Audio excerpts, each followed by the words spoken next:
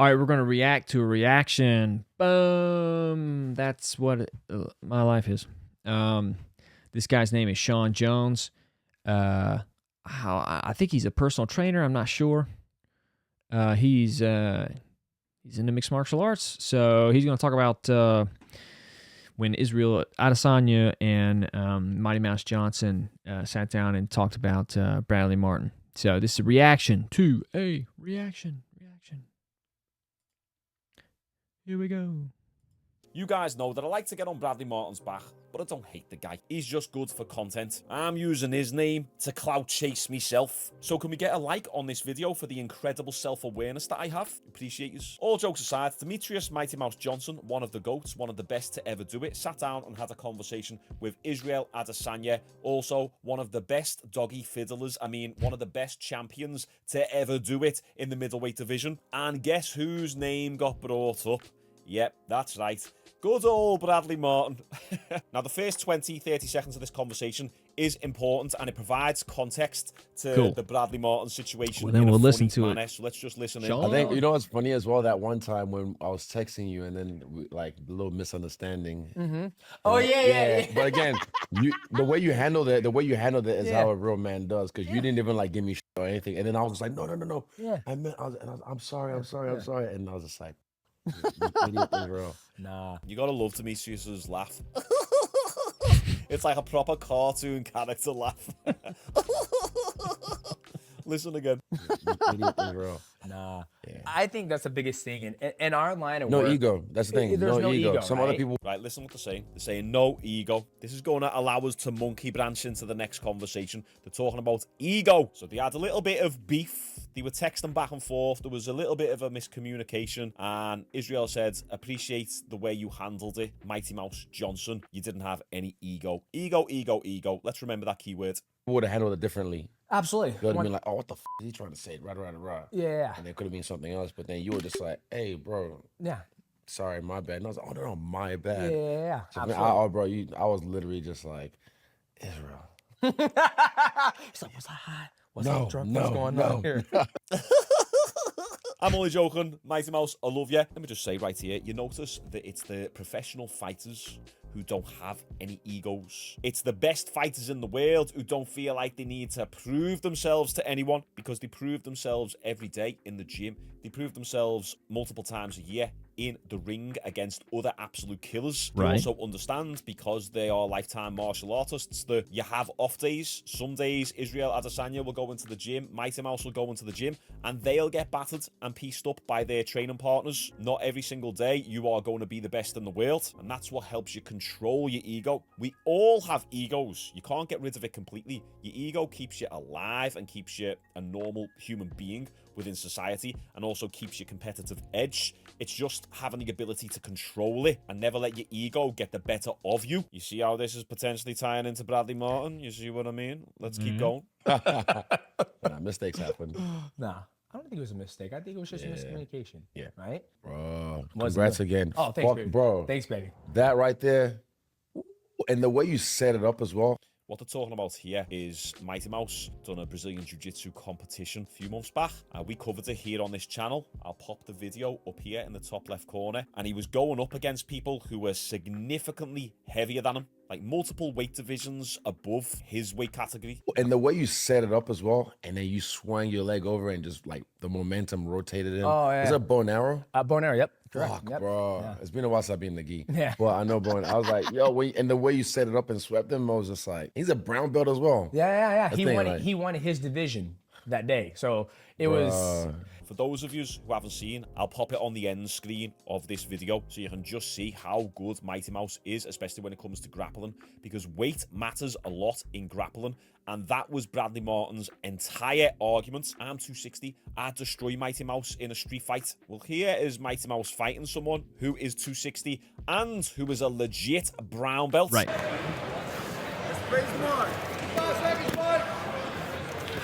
He'd just be dogging Bradley Martyn. Notice the way DJ is controlling him. Good job, 40 seconds. Bradley Martyn would watch this and be like, yeah, but bro, I just stand up. Doesn't work like that. Show Show the pressure. Show the pressure. 30 seconds. 30 seconds. 30 seconds. Stay on guard.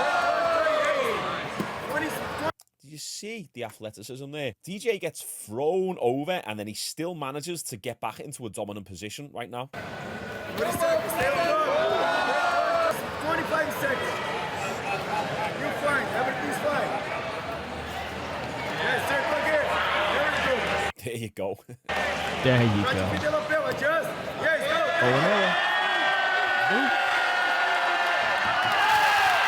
Such high-level work by DJ there. So firstly, they talked about having no ego and the importance of it, especially within combat sports. Then Israel Adesanya congratulates Demetrius Might Mouse Johnson for such a great performance in the Brazilian Jiu-Jitsu tournament. And then they talk about Bradley Martyn. Can I ask one thing? How come you never what's the guy Brendan Sharp's friend? 26. Bradley Martyn. Martin, yeah. Are you guys rolling right now? Because this is good ass.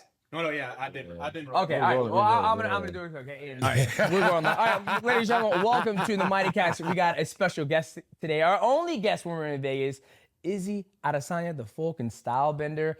Always been a big fan of this gentleman. Likewise, brother. When you were fighting Charger, I was like, Izzy, get your black ass up. I know. Izzy, no. Izzy, no. Yes, and I was like, know he's that. too black. He's too fast. I was like, he Yeah. said he's too black. I was like, you goddamn right, he's too black. Yeah. So thank you so much for giving. Racist.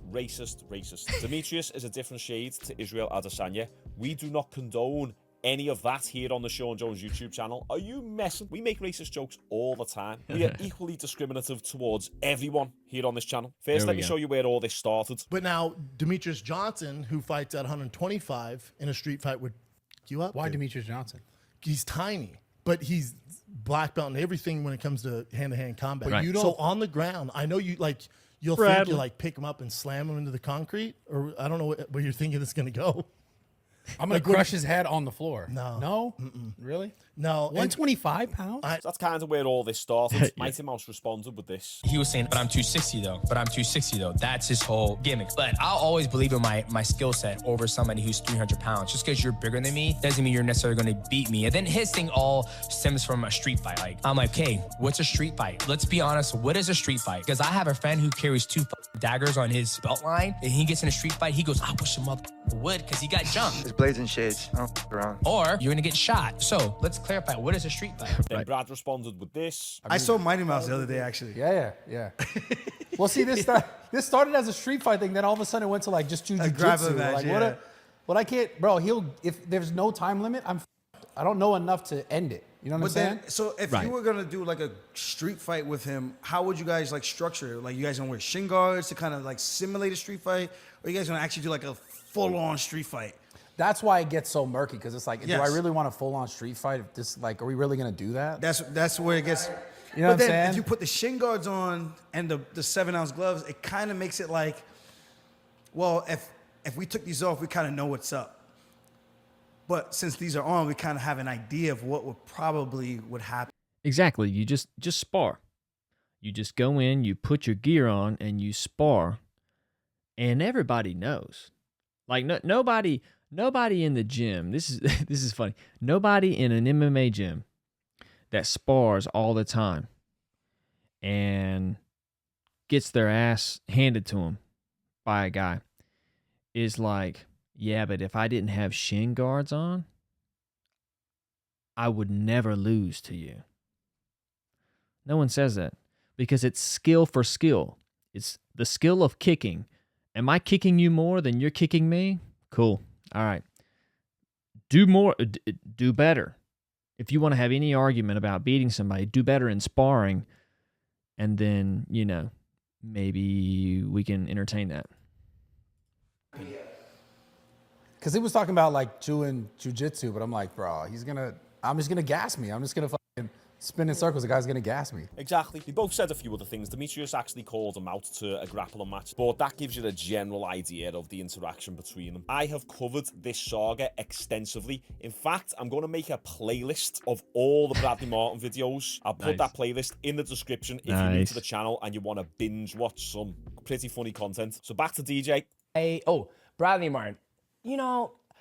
I look at Bradley Martyn as a gentleman who is looking for clout, and he's saying these things, right? And for me, I've been about that life. I just proved I am about that life. Of course. Right? Yeah, and what he means by that is he's just proved that he can go up against these 260-pound monsters who are actually trained brown belts in Brazilian Jiu-Jitsu, probably on the gear themselves, and he can dominate. For free. Nobody. If you know, you know. Exactly, right? If you know, you know. And when you said it, I can't remember, maybe on your show, you said like, yeah, I'll fight him. Yeah. And you said it to him, and it's still, but I'm 260 though. And this is the thing, Bradley Martyn is a clout chaser. And as I said in yesterday's video, everyone wants a little bit of clout. But Bradley Martyn has never stuck by his word and actually had a spar or a grapple with any of these professional MMA fighters. Right. So he'll challenge everyone, but then doesn't actually follow through with it. Now, this is where the plot thickens slightly. Israel Adesanya has got his own Bradley Martyn story. But I'm 260 though. Yeah. It's funny. You know what's funny? When I was at when Jake fought Nate Robinson, I commentated that fight. Mike Tyson fought Roy Jones. And I watched that live. Yeah. And blah, blah, blah, blah. Meet Jake Paul at the hotel. Then he invites me to his house. Get there. Crazy. This is during COVID times. Social distancing. But crazy times. We were in the house. And then at one point, there's a ring in the backyard. And I got word through someone that, oh, this guy's trying to get Izzy in the ring. Yeah. And I said, nah, I'm just here to have fun. I ain't doing none of that. And it was him. So there we go. Bradley Martyn has also challenged Israel Adesanya, but he didn't go up to Israel Adesanya and say, hey, I'm a big fan. Can we have a little bit of a spar? Can we have a little bit of a grapple? There's a ring back there. Let's do it. If you really, really wanted to do it, you would go and manifest it by actually speaking to the fighter. You don't go and say to a bunch of people, oh yeah, Israel Adesanya's here. I want to try and get him in the ring.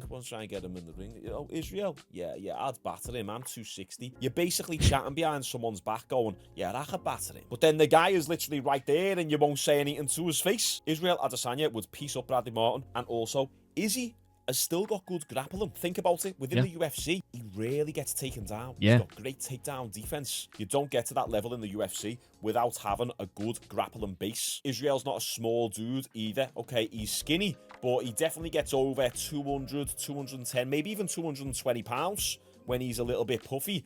And he's 6'4", so he would destroy Bradley Martyn. And it was him. But I don't know the guy like that. But then again, anytime I see him with a fighter and tries to like, oh, how would I? Nah. I'm like, stop that. Just please. No, for me, I'm like, for me personally, some people aren't even man enough to watch the jocks fighting. Yeah. They're not even man enough or worthy enough to step in the ring or in the cage with us because you're about that life. Yeah. And when they, oh, how would I fare? How would I? I'm like, stop. It's not. And it's the people with the fragile egos who constantly feel that they need to challenge others. What type of man are you, or do you have to be, to see another man who's either bigger than you, stronger than you, more muscular than you, or who you know is a professional fighter, for you to then go up to them to challenge them? Like, you've got such... Well, and great point, Sean, but also, more importantly than that, what kind of a man challenges a smaller man?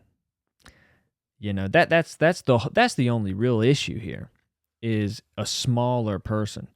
You don't even want, a big man should never want to prove that he can beat up a smaller man, right?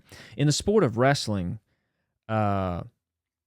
guys, if you're in a bigger weight class, you don't call out people in a smaller weight class. You don't drop weight to wrestle somebody smaller than you to prove that you're better. You don't even consider them. Now, maybe you'll do that. I mean, that's kind of what Vision Quest, the movie, was all about. But normally, people who are smaller, like at the 145-pound weight class, will look up at the best guy in the 152-pound weight class and be like, I can beat him. And they'll bump up. That's actually admirable and considered courageous within the sport of wrestling. And boxing's that way too.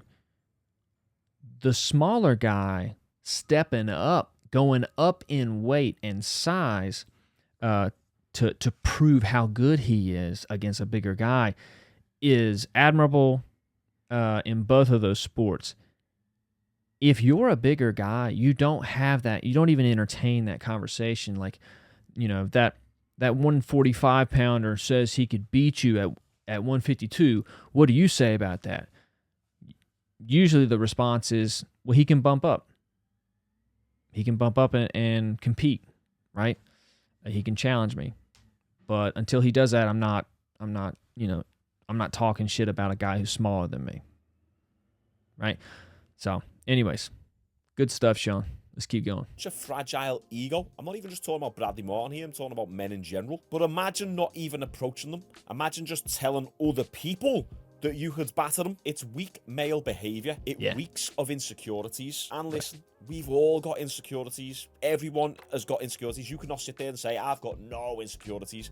Everyone has. They're embedded within us since we are kids through childhood and teenage years. So I'll never shame a man for having insecurities, but having those insecurities control you and express so outwardly towards others, you're just projecting how weak you are yourself as a man. The vast majority of fighters, everyone from the profession. And not only projecting that out to other people, but like you're promoting that type of behavior is what another insecure person will admire and try to replicate.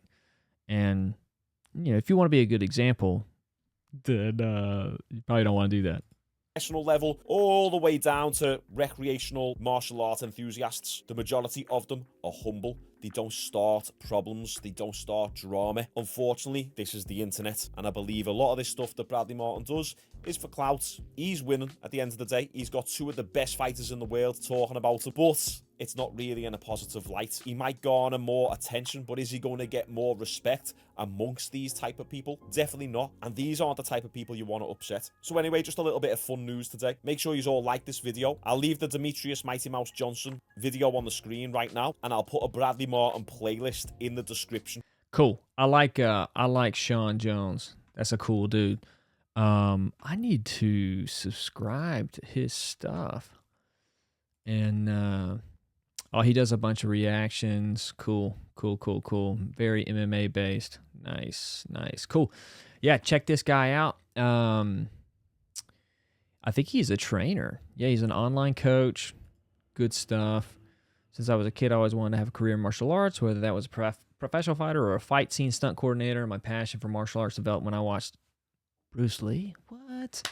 Dude, I got to talk to this guy, which got me started with karate when I was 6 and moved to kung fu, kickboxing, made my way to brown belt and had a few inter-club competitions when I was younger. I stopped training in any martial arts throughout the entirety of my 20s due to finding success within the fitness industry. Nice. My main mission with my channel is to inspire men to get into martial arts and fitness so they can get fit and increase their confidence and handle themselves better. Dude, I'm going to reach out to you. It would be awesome if we could do a podcast. All right. Enough of that video. Sean Jones.